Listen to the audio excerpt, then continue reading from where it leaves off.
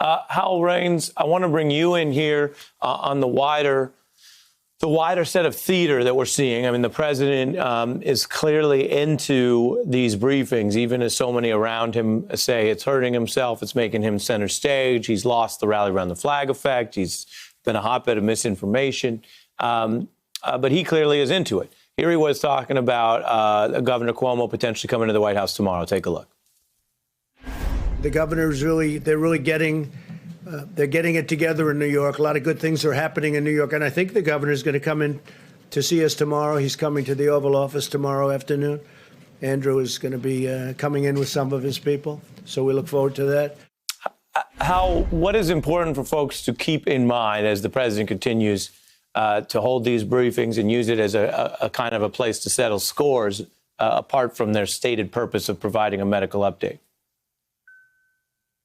Well, last week at this time, Ari, you and I think, were tempted to laugh to keep from crying about that absurd infomercial that the president showed. Tonight, I feel that we've been exposed, the American people have been exposed to a sinister whirlwind of Doubletalk. And it's designed to guide the American people and the press away from the central question that comes up at the end of every one of these briefings. When is this president going to step forward and do his job? Now, tonight, we know that job, as most nights, has to do with national security.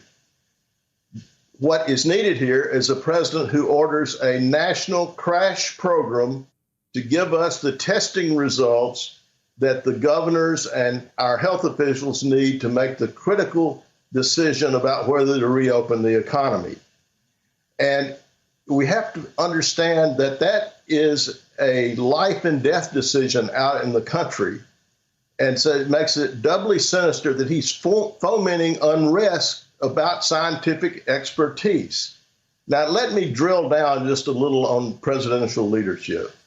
I think if you had a Dwight Eisenhower or an LBJ or a JFK or a Nixon, or I dare say President Obama, we would have long since seen a mass mobilization involving the Pentagon, the pharmaceutical, and the medical equipment industries to give us the information that we need to know whether we can safely open the economy.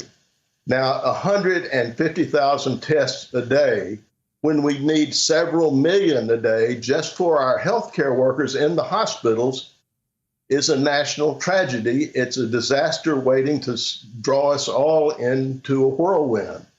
And, you know, I heard the president say the states and the governor should be doing the testing, not the federal government. Well, maybe, but what we all know is missing is a federal ramrod to get this testing done. So I think we're on a toboggan to disaster if we keep seeing actions like that taken by the Georgia governor today.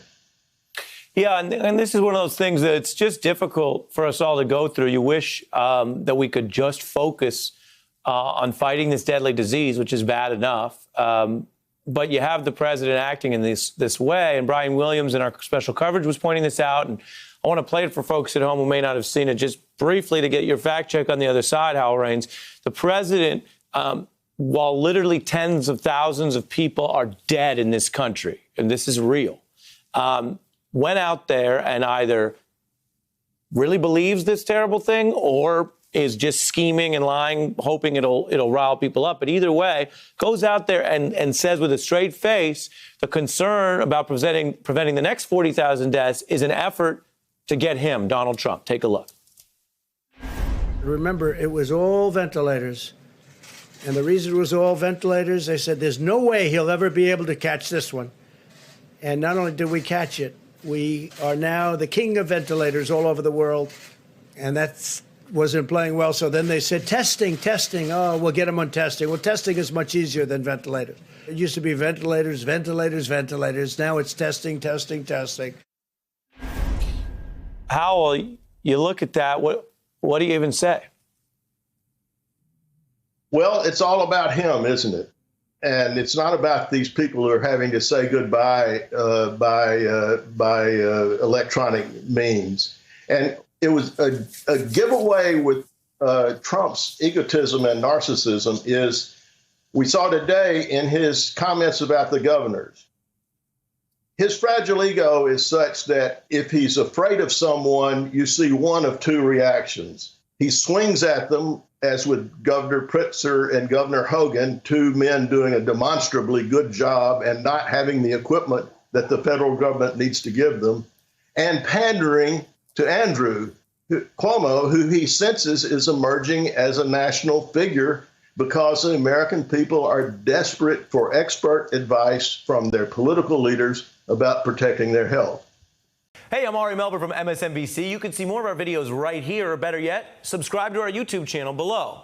You could have been anywhere in the world, but you're here with us, and we appreciate that.